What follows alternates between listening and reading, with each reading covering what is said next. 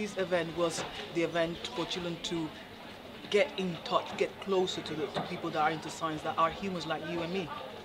Anyone can be a scientist, and there's no excuse as to why any child should limit themselves.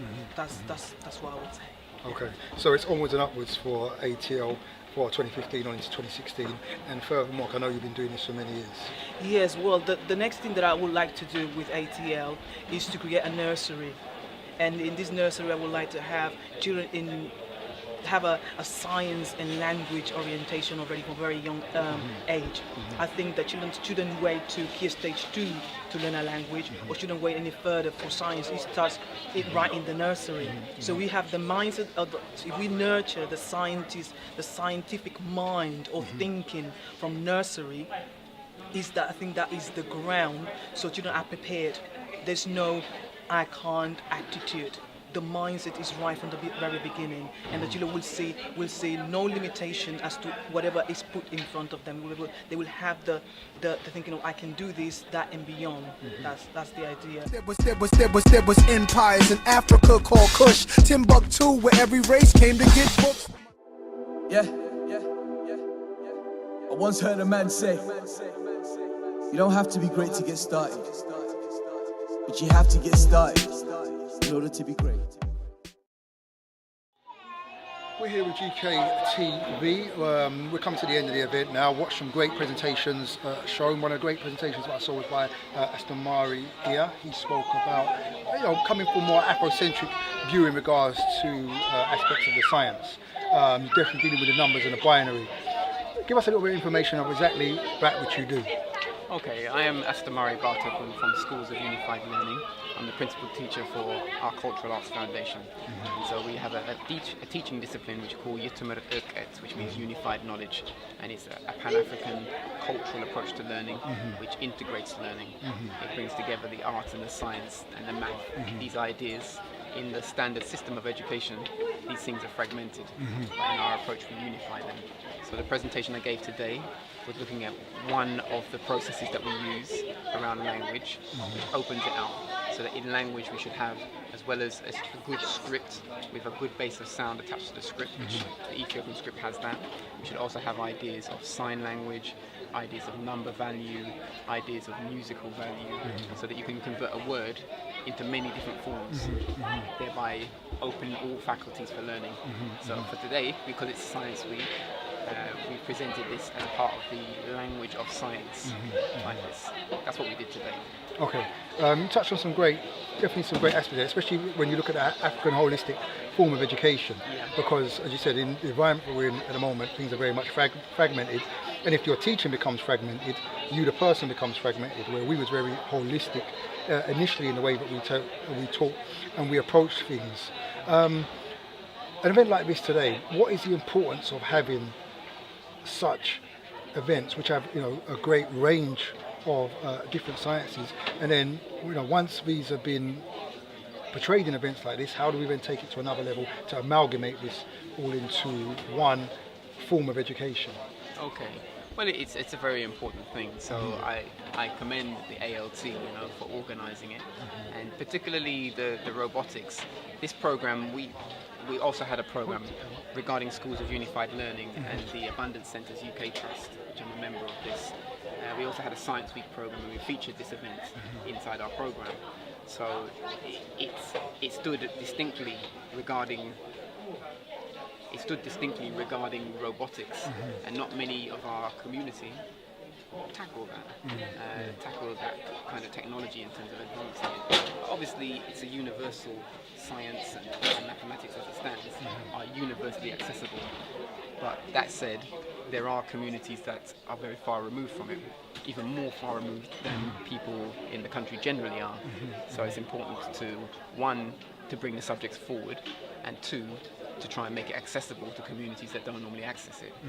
So Yeah, it's very special for that. And this is a course that you're running over the period of this week. Do you run many courses, and are your courses accessible for people all over London? Okay, well, actually, this is a program for Science Week. Our program, which was You Learn Naturally Science Week 2015, was a program of promoting science from African perspectives. And so we've had a number of events over the whole time. Now, that's for this week. Our intention is to have another program like this, another Science Week program in September, and then from that point to have them every quarter, every 3 months, and that's just for the Science Week.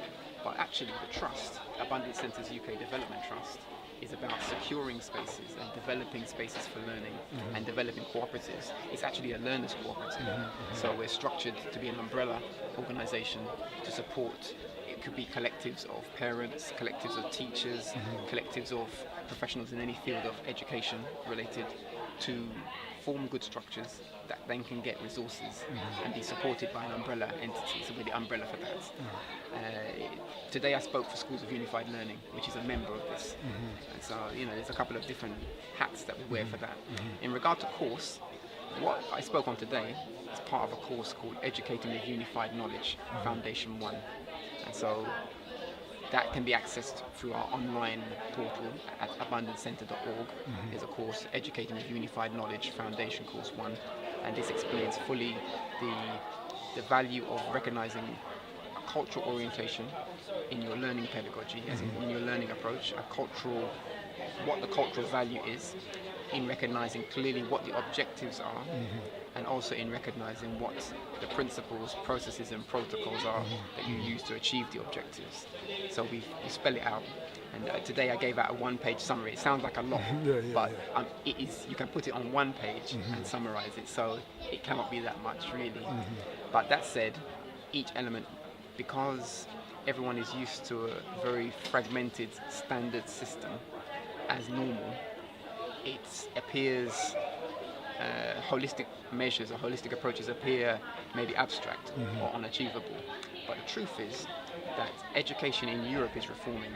Education globally is reforming, and standard systems of education in Europe are recognizing systemic problems in regard to STEM.